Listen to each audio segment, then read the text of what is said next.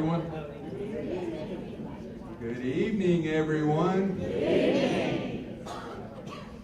Welcome to the graduating class, number 45 for the Firefighter Minimum Standards. Captain Ray Webb will lead them in at this time.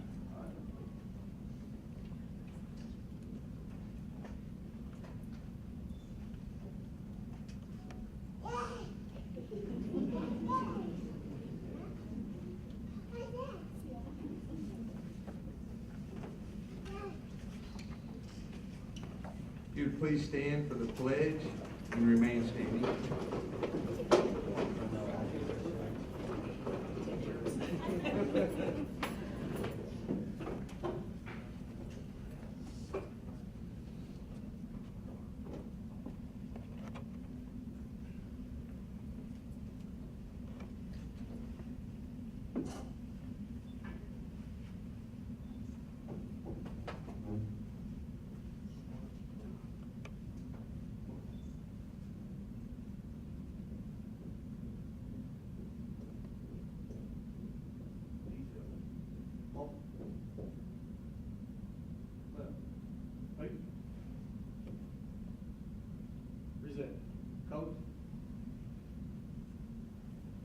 Join me in the pledge to the flag. I pledge allegiance to the flag of the United States of America and to the republic for which it stands, one nation, under God, indivisible, with liberty and justice for all.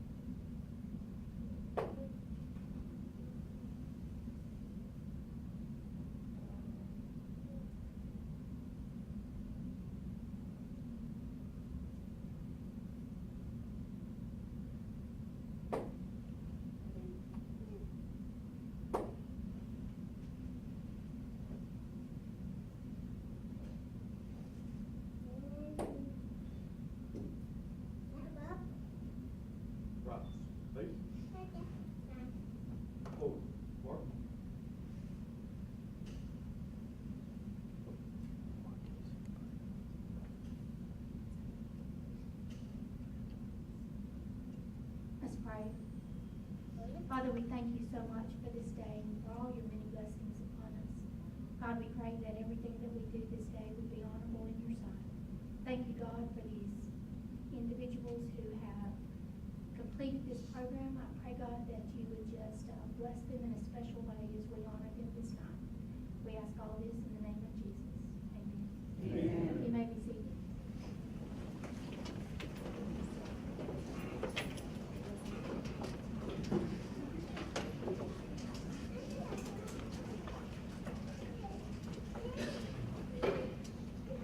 Good afternoon. My name is John Holdnak, and I have the honor and privilege of serving as the president of Gulf Coast State College. I have the terrific honor of working with some incredible men and women who do their very best to provide top quality education for the citizens of Bay Gulf and Franklin County. That education is useful for the folks that attend our school in order to help them reach the goals and objectives they have in mind.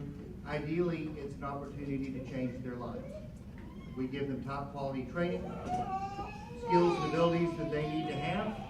Oh, I'm not that bad, am I? Apparently so.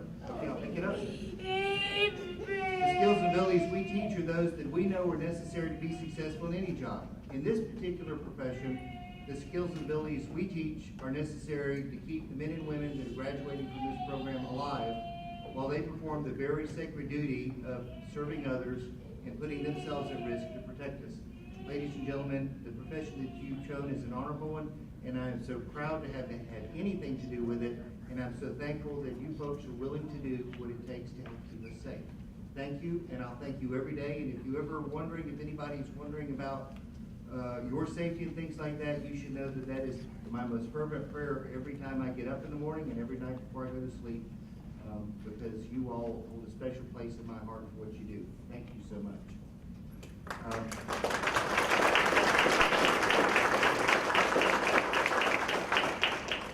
To the moms, dads, brothers, sisters, kids, bosses, nieces, nephews, uncles, cousins, next door neighbors. Is that all? Grandparents, sorry, grandparents, great-grandparents, great-great-grandparents, I'm covered now. Thank you all for being here. This is a special occasion for you. This is a special occasion for us. The Board of Trustees like it when I call this payday. It's payday for us, it's payday for you. This is the day, it's payday for our graduates. This is the day when it all comes together. All the hard work, all of the time and energy, all the studying, all of the coming to class, all of the carrying all that stuff up and down that tower over and over. I've seen y'all work. It's the sweat, literally for you all, the blood, the sweat, the tears. It all pays off today when you graduate from the program and you're ready to go out and call yourselves firefighters.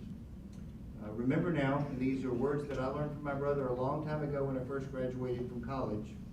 Now that you've done all of this work, and now that you've got your diploma, and now that you're going to start work shortly, the finals start every day. They're not just once a semester.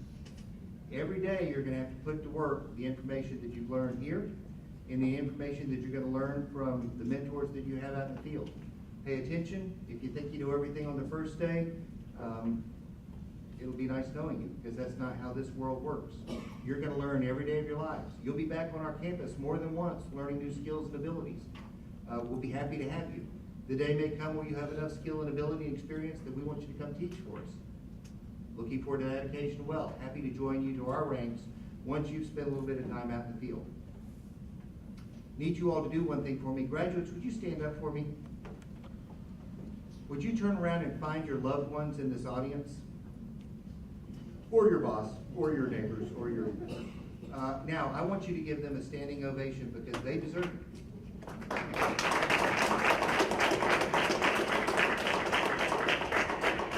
Okay, thanks, sit back down.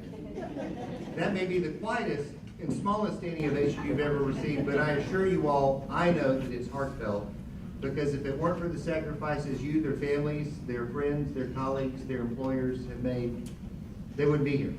It takes a large group of people to help our graduates get through. We know that, and they know that. And I know I'm speaking on their behalf as I say sincerely, thank you all for the sacrifices you made. They won't be in vain. These folks are going to do an incredible job, and things I've heard about them already, I'm absolutely sure that you've not heard the last of the folks in this class, and I'm so very proud of them. And with that note, I'm going to sit down so we can finish up. Mr. May, would you introduce the guests? Good evening. My name is Greg May. I'm the Chair of Public Safety, and once again, welcome. At this time, I'm going to ask all current and or retired heroes to please stand. I'm talking about fire, EMT, paramedic, or military. Please stand for me.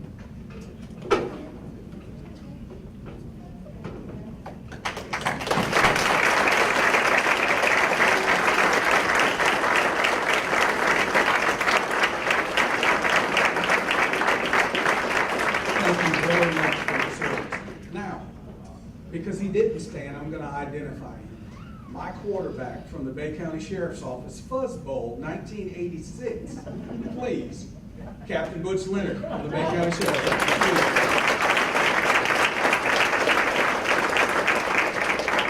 It's a hero, sir, and you're my hero. Thank you. That's all I've got to say.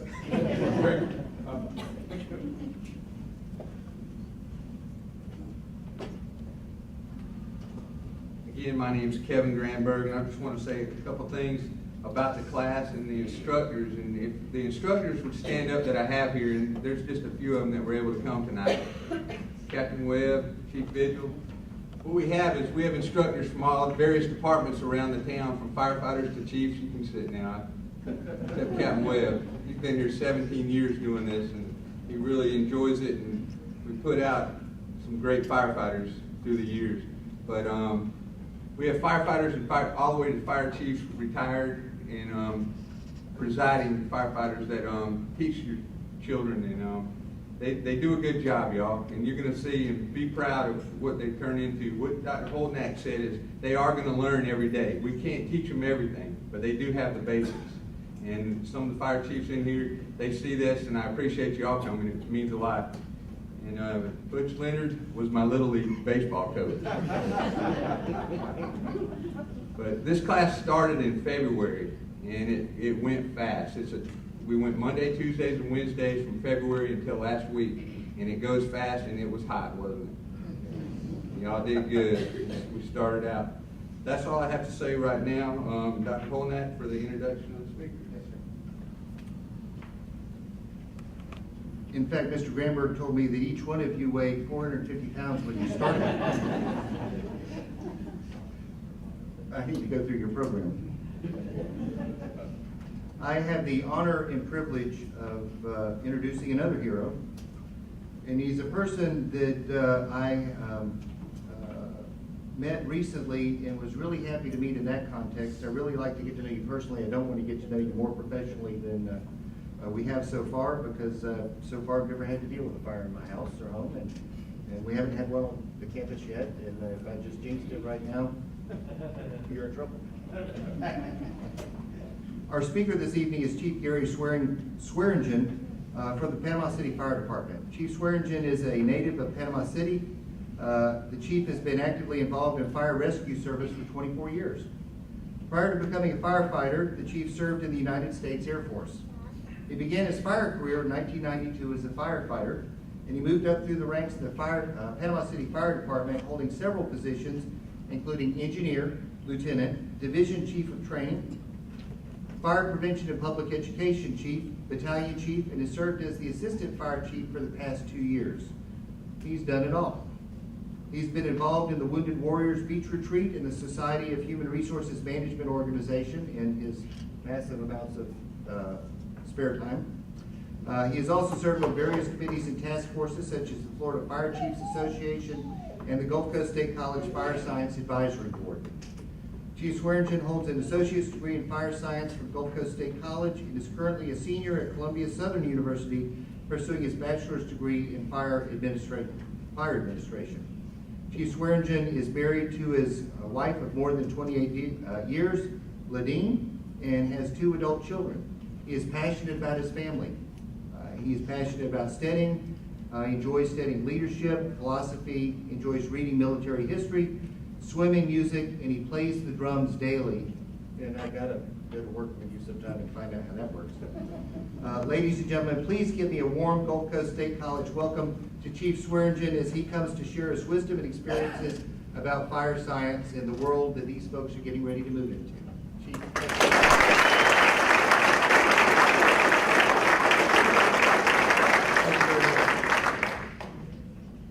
First of all, let me say that I feel for you guys for the last 5 months in the heat and sweating. I too was an instructor out here for many years, and I know what you put into it, and that's not what I feel bad for you about. Putting up with Captain Webb for that. I've done it for 24 years. It's very tough, and I respect you all for making it this far. First of all, congratulations on reaching what's hopefully the first of many educational milestones for you in your fire service career. The education is what's going to take you far. Yes, the experience will make you that much sharper, but you have to have the education as your bedrock. So don't let this be the first time that you graduate from something in the fire service. Anybody ever heard of Edward Crocker? In the late 1800s, he was the fire chief of FDNY.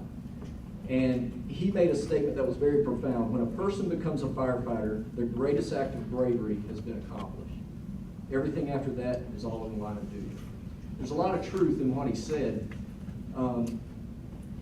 If you're in this business for accolades, you're going to be sorely disappointed. Accolades will come in the line of duty, but that's not what it's all about. It's about helping people. And you've got a great opportunity to help others in this line of work. I was allowed 2 hours to speak tonight. I'm only going to take about an hour and 45 minutes of that. So, no, I've got about 15 minutes that I'm going to talk to you guys. and hopefully put a little something that I feel very passionate about, which is the fire service. What I want to tell you about is excelling in the fire service. I borrowed this. I feel like I need to put quotations around everything because I am a senior right now in college. So if I say something that is from someone else, I need to tell you who it came from. Not to plagiarize that. But I borrowed something from the United States Marine Corps. My son recently separated service from the United States Marine Corps as an infantry marine, serving in Afghanistan and in Western Europe. He left home as a young man, a very young man, that I had done all I could with. If you want, I'll just yell.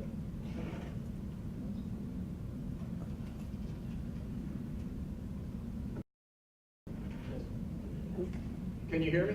Yeah. I can talk louder. Okay.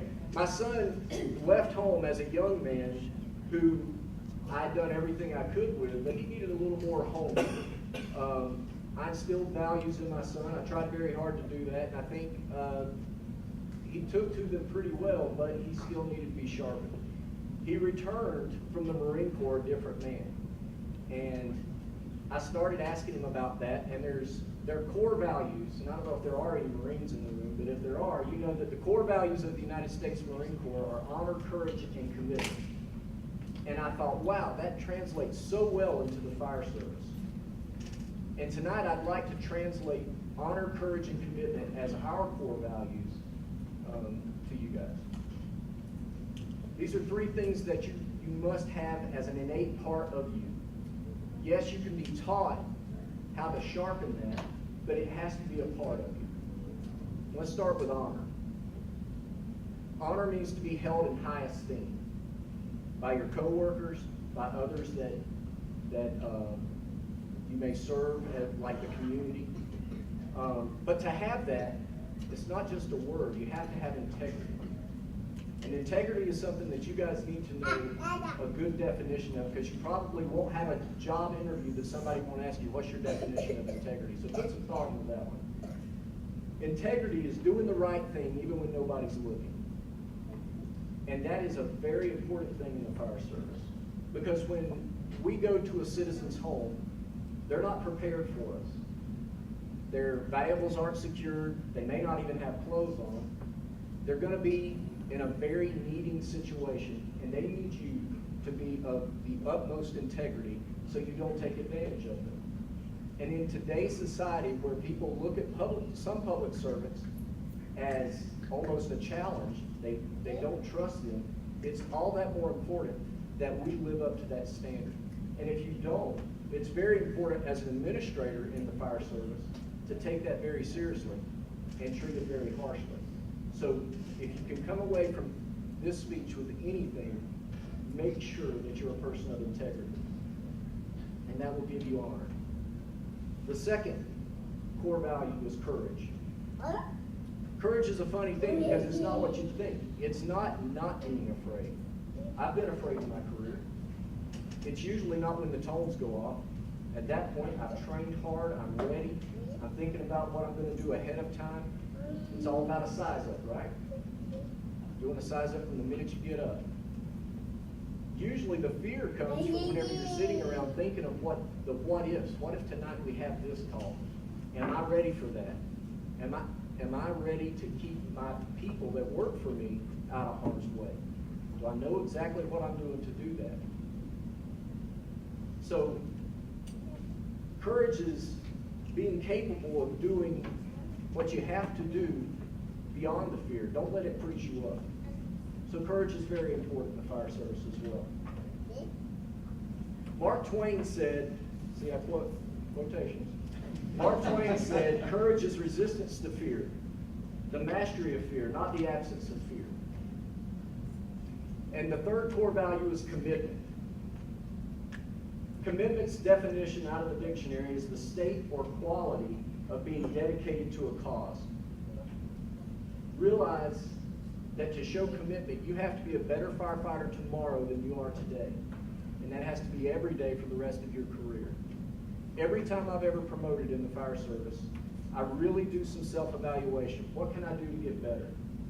And I always reflect back on the positions I held before and wish I'd done more.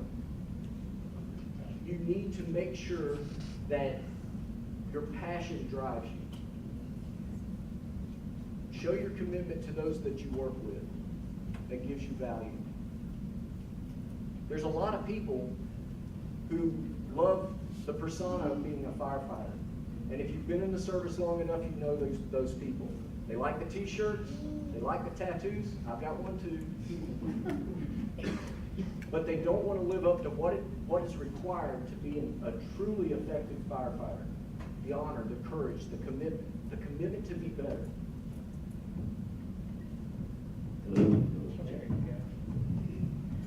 Okay, now I don't have to scream.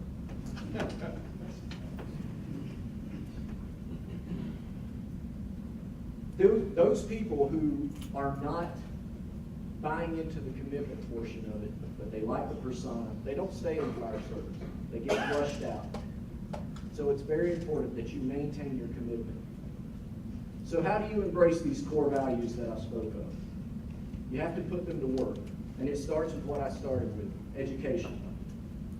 Educate yourself. How many of you 9 are EMTs?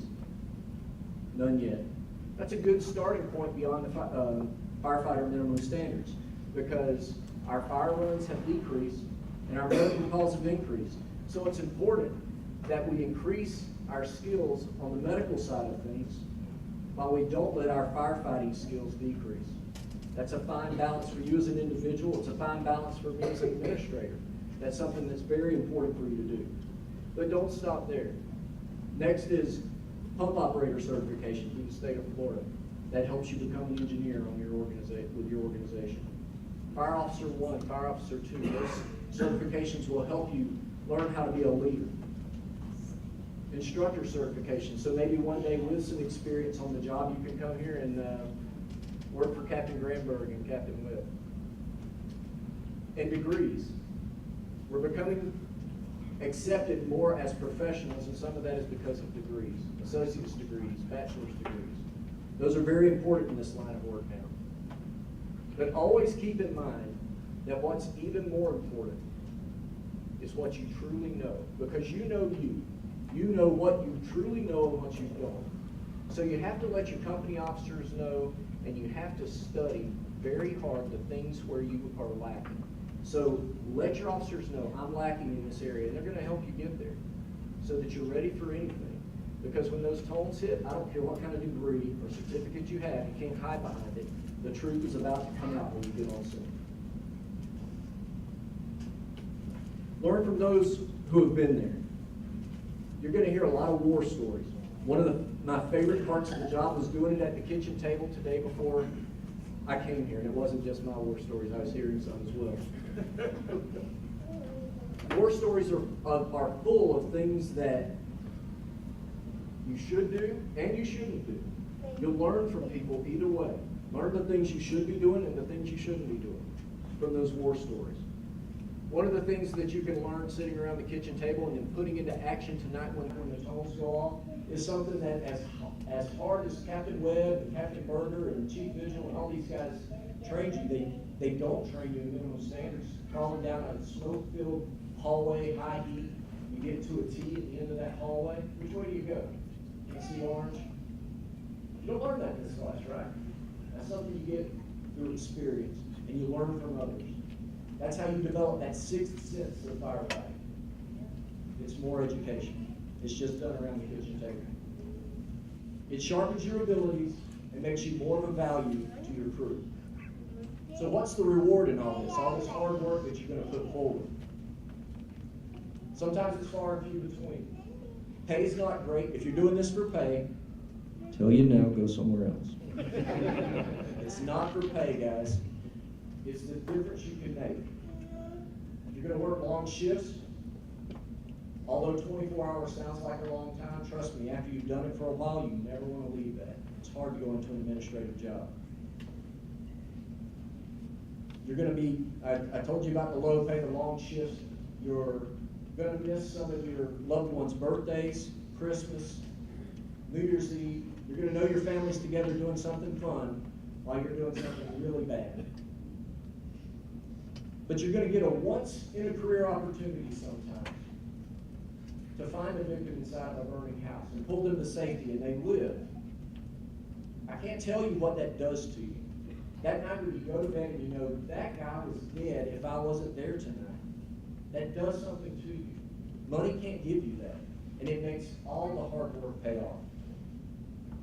You'll work with children. You get a lot of opportunities to do this. Teaching public education, stop, drop, and roll, stay low and smoke. You'll be teaching these things. I've memorized our puppet show. I can quote the whole thing for you better than I'm doing in the speech. And you'll be sitting there in a group of kids and you'll see one staring at you like you were the greatest thing that's walked in. You're a superhero to them. And you have to live up to that. Don't let that kid down.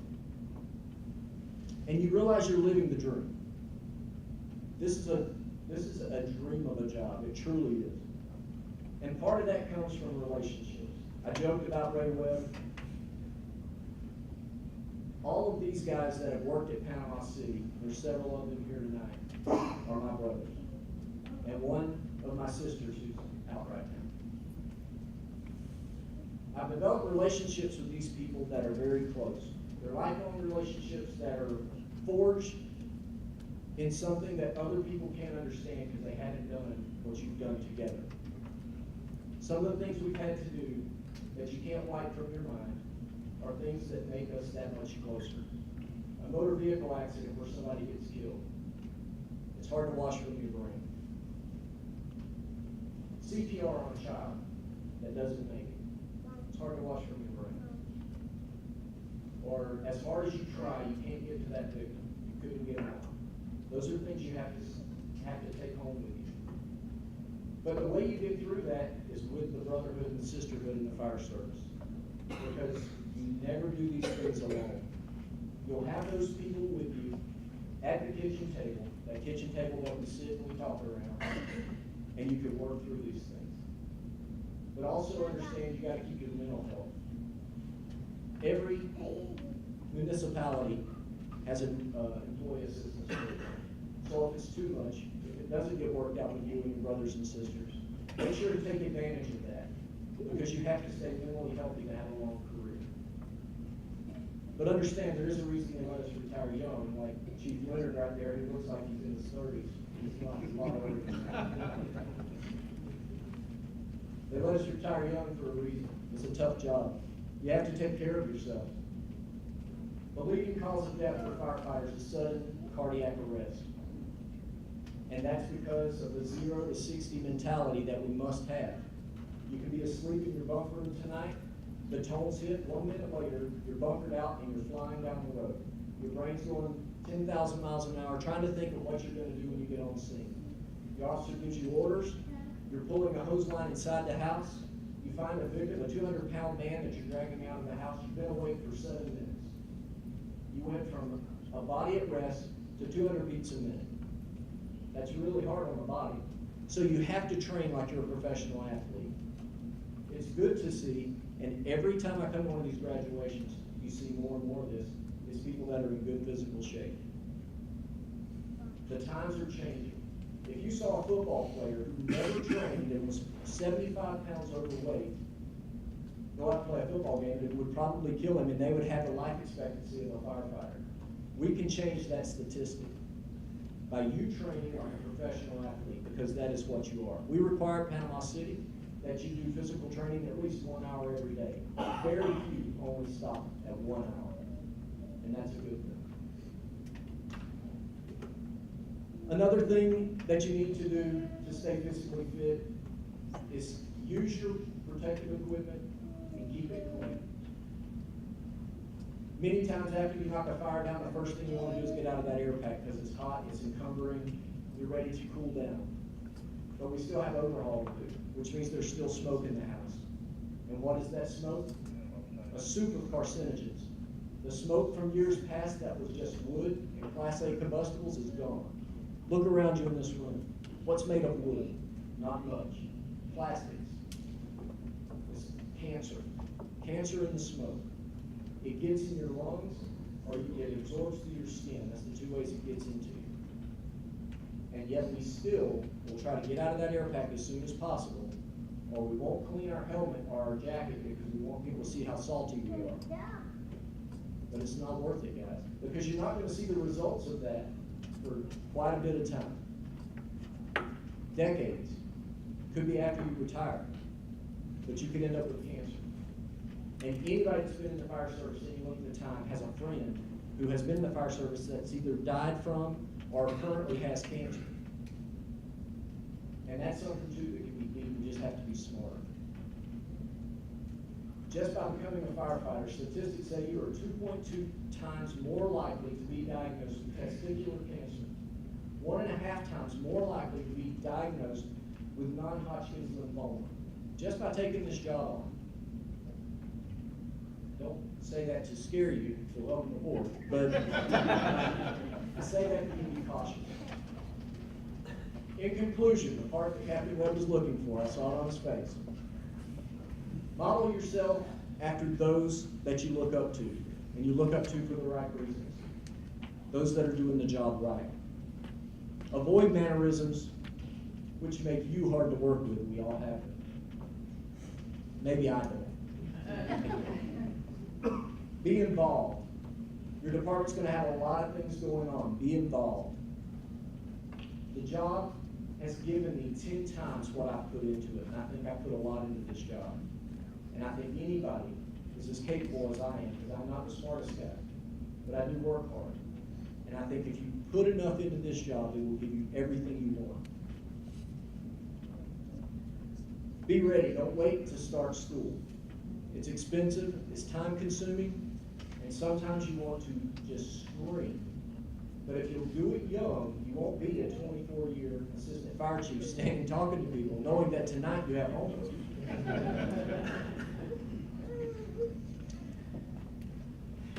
Own your mistakes. We're all going to get to a point somewhere in our career where we make a mistake. We may be late.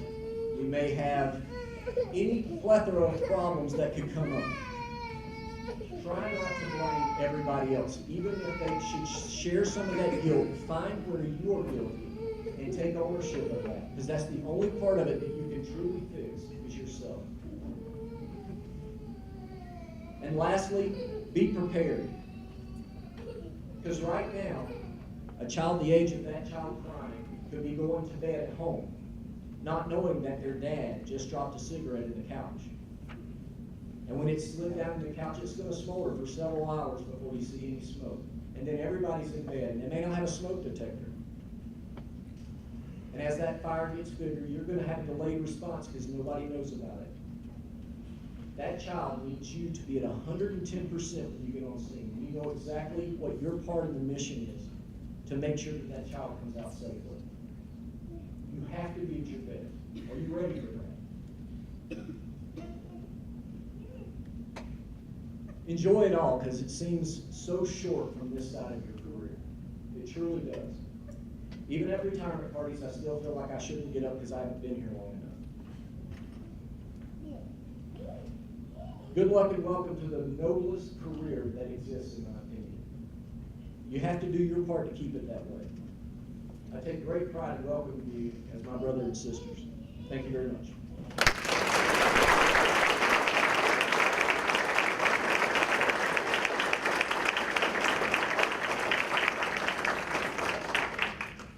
Now is when we award our students. If Chief Swearingen, Dr. Holdnak, Mr. May would step up front. First of all, I'd like to let everybody know in the audience, I'll go slow. You have time to step down and take pictures of your family members. This is not a rush.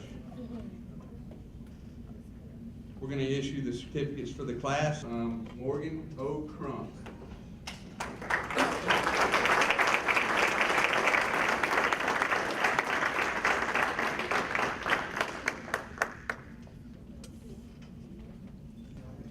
Foy Peterson.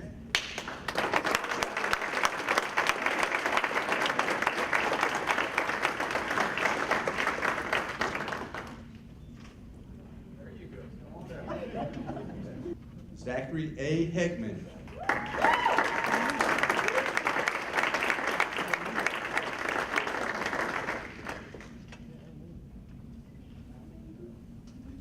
Craig R. Ingram.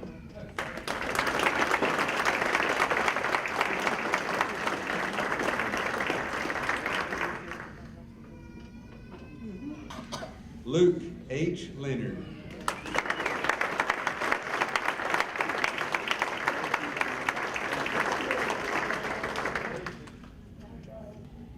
Esther G. Little.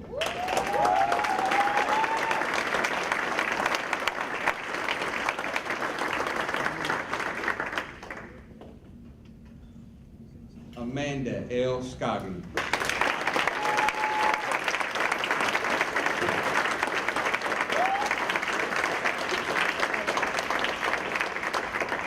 Micah C. Scribner.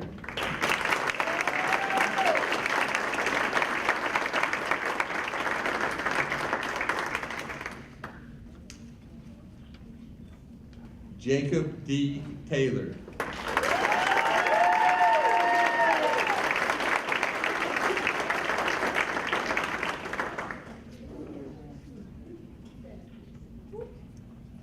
Great job, everybody. The next awards are perfect attendance awards and this is very unusual.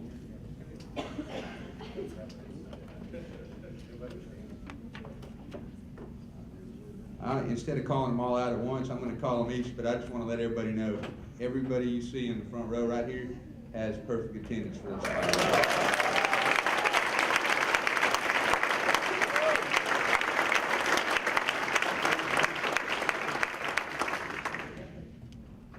What I'd like to do is I'll call out each name again and just stay up here and we'll take a group photo, okay?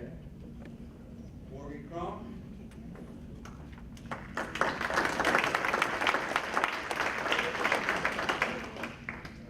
Foy Peterson.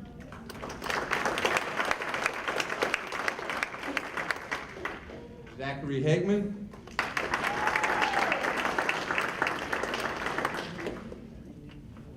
Craig Ingram.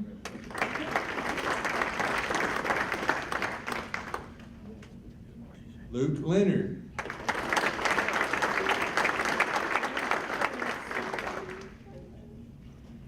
Fester G. Little.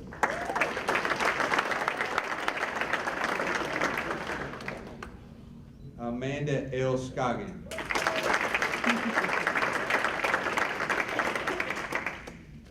Micah C. Scribner.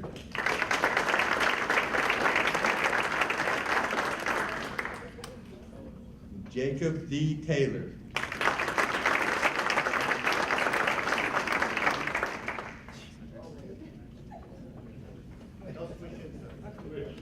Ladies and gentlemen, I don't think this has ever happened before, ever.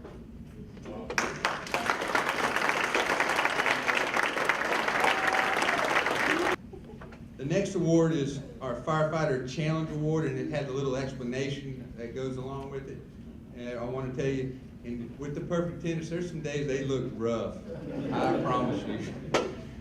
But on the Firefighter Challenge Award, what we mold this award towards is the actual state exam and what we are preparing them for throughout the class. And it's what the instructors get together and we decide who's done it in the most safest and the best looking way to finish it. And but what they do, y'all, is it's a hose pull. It's simulated what Chief Swearingen was talking about. They put their gear on, they get on the fire truck, they put their pack and mask on, they get off of the fire truck and they pull a fire hose, 150 feet of hose, they lay it out, they go to a simulated structure fire, they go on air, they call for water, they go inside the structure and knock down 2 cones that they were told ahead of time what order. We teach them to follow orders. And then they walk another 25 feet and they knock down another cone. They stop the clock. They have to do that in under 4 minutes and 30 seconds. They go to a rope tying station. It's not over. They go to a rope tying station that gives them a little break. We ask them to tie one tool or a knot, and they have 2 minutes to do that. Then they go to another station that's timed 4 minutes and 30 seconds. They have to take a roof ladder off the simulated fire apparatus, put it beside it. They grab a 24-foot extension ladder, put it on their shoulders. They walk 25 feet, turn and walk 25 more feet. They lay it against the side of the building, they hoist the ladder, they raise the ladder 24 feet in the air, they turn it, they get the ladder ready for climbing, they go from that station to a 24-foot ladder we have into the second floor of the structure. They go on air, they have to do all their procedures correctly. They go up the ladder inside the second floor, they sound to make sure there's a floor there. We do teach them things like that. They climb inside the structure, they walk down to the first floor, down the stairs to the first floor. They find a mannequin that we have that weighs 185 pounds. You think they're wore out? Yes. They are.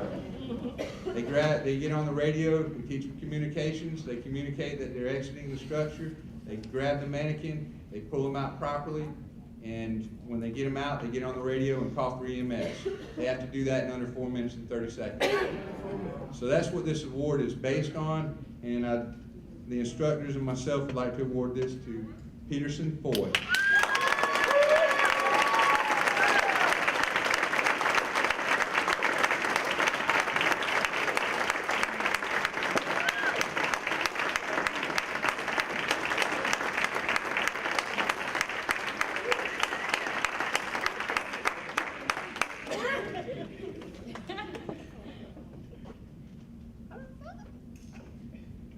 Way to go, Peterson.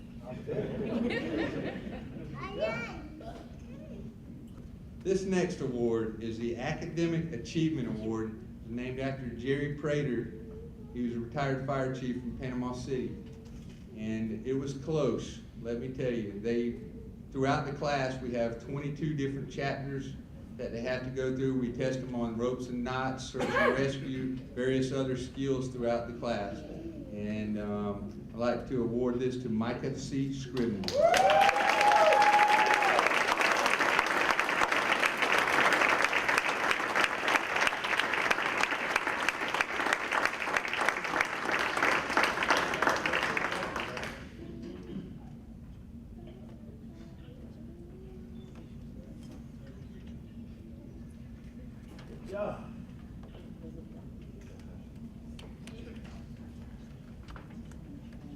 Michael, we have a perpetual plaque that this will be stationed at Gulf Coast State College North Bay Center. Have y'all seen this? Your name's on it.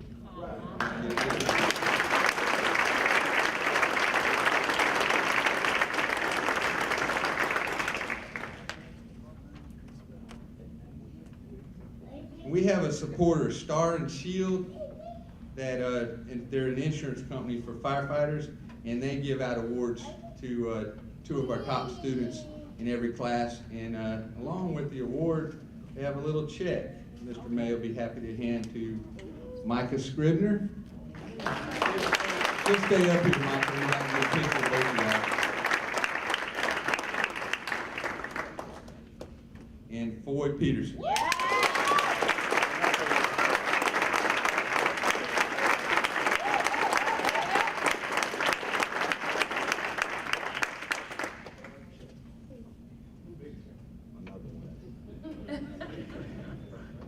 That's right. Boy, gonna be buying supper tonight.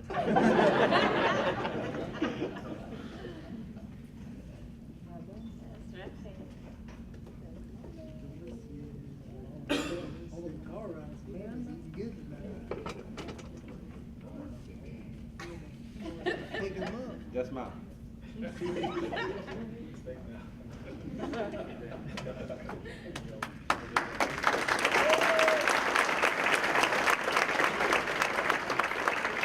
I had an unusual request. Amanda L. Scoggin would like to address the audience.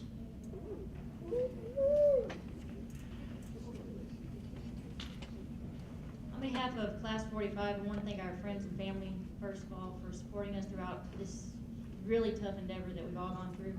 But we also want to extend just a small token of our gratitude to the instructors who have put up with us for the past 6 months and have done an excellent job getting us ready to start a new career.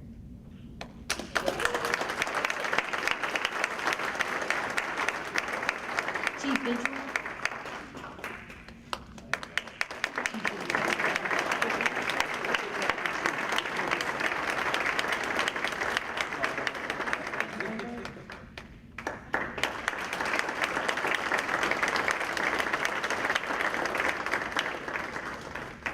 Kevin Webb.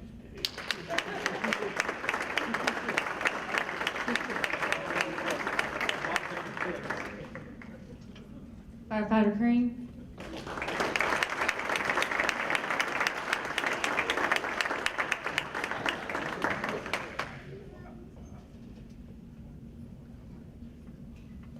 These are two of my ex-students, I told them. We had several other instructors who were on duty and couldn't make it tonight. We want to thank you guys so much for everything.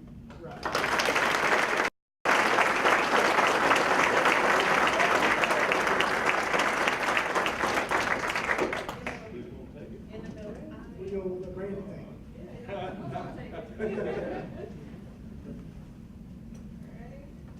Getting me?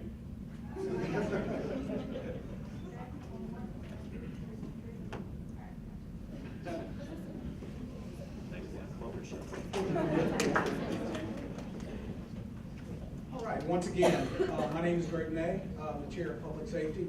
And at this time, I'm going to ask a few folks to stand. Dr. Holdnak, please stand.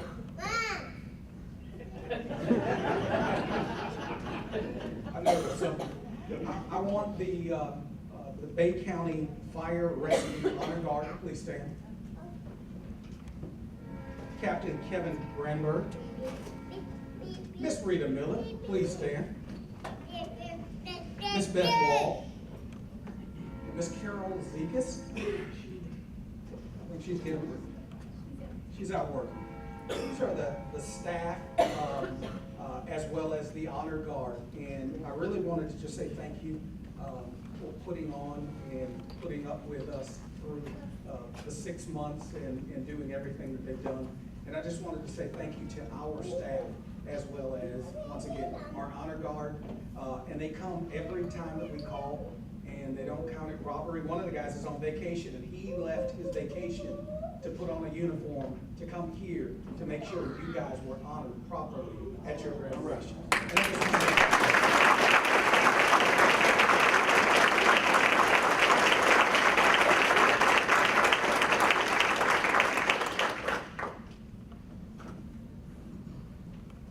I'm going to ask Kevin Granberg to come back and sit, please.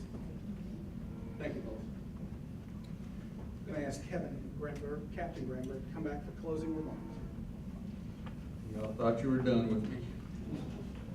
Just in closing, I echo the thank yous that Mr. May gave out. And Dr. Holdnak, we had a meeting not 6 weeks ago and really talked about public safety and fire in particular.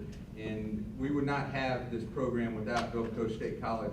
And I've been part of it for a lot of years. Captain Webb's been around for 17 years, he told me today. And I went to a pinning ceremony at Panama City the other day, and it's no more reward than seeing you guys working for our local departments. And it's because of this college, and I'm grateful for that.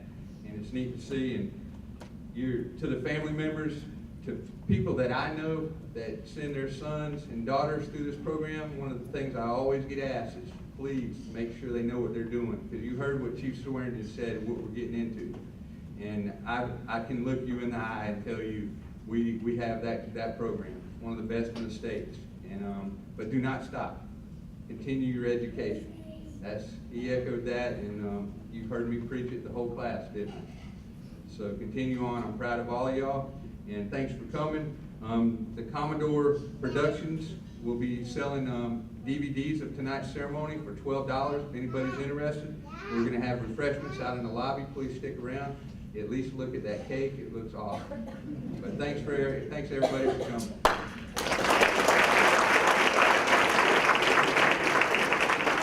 Everybody will stand for our benediction. Beth Wall.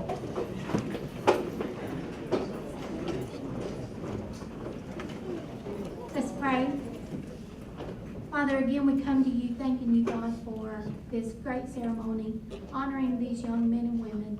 I pray, God, that you would just keep your hand on them, that you would protect them, be with their families as they're away, God. Give them a peace that only you can impart. Father, I pray for their courage and their honor and their strength. God, continue to bless them with all that they need to do the job that they have taken upon themselves. Lord, we just ask that you bless this small food that we're about to receive and the hands that prepared it. We ask all this in the blessed name of Jesus. Amen. Amen.